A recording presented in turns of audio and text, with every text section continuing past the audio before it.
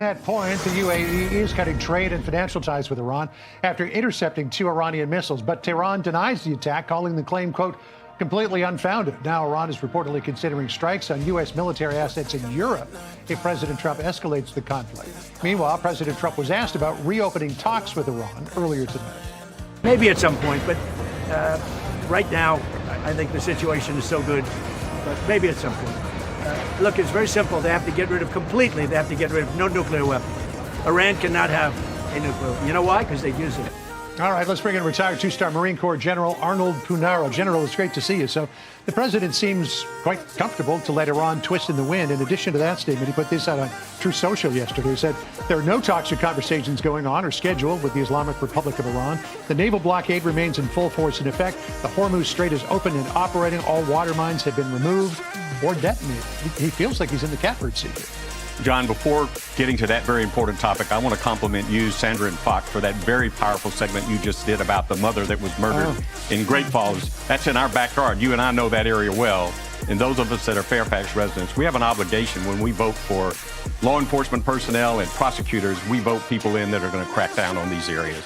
In terms of your answer about Iran, I would have said before you made all those comments, we were in a protracted stalemate. But obviously, Iran is escalating. They clearly attacked the UAE. I don't care if they denied it. They did it. Analysis is prior to the conflict, 130 ships a day. Now it's a trickle, maybe 3 to 4 on a good day, 6. And now Iran is threatening they're going to escalate against U.S. targets outside of the Middle East area of operations into southern Europe. If they attack a U.S.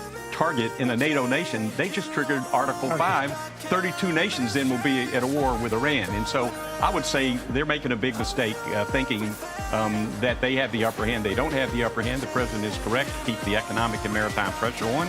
And time is on our side. You know, General Jack Keane, I know he's not Marines, but he agrees wholeheartedly with you about Iran maybe going to shoot itself in the foot by doing that. Listen to what he said here. The Iranians are about to miscalculate, and they've done it before with this president. And they believe that being more aggressive, being more violent to create the image that this war is not working right and is going to cause him political damage, he's not going to stand for that. I believe they'll go after everything that they value. What do they really value? What they value the most is all their oil and gas infrastructure. And I think that's very likely that we would take that down once and for all. You know, as I said, the president at the moment thinks that he's got time on his side. The price of oil is high, but not that high. Iran is sort of getting frantic here about trying to get the attention of the president. He's just really kind of not paying attention to it. But if they do go this extra mile, as you said, an attack on NATO, one nation is an attack on all, could trigger an Article 5 response. But at the very latest, that publicly talked about the threat from China. I think his analysis is spot on. I would say that if Iran thinks, because of the mid-year politics, the president's going to blink or not, keep the pressure on, I think they're just sadly mistaken. And I don't see them getting anybody on their side. When you attack your allies and your neighbors that you trade with, that's not a very smart move. When you talk about triggering Article 5 in NATO, that would be one of the most foolhardy military things I could think of. Yeah, well, they don't seem to be too bright these days. In addition to this attack against the UAE, the other day, the office of Masroor Barzani, who is the Kurdish leader, the prime minister in Iraq, was attacked by Hadid 110 drones, which are Iranian stealth drones.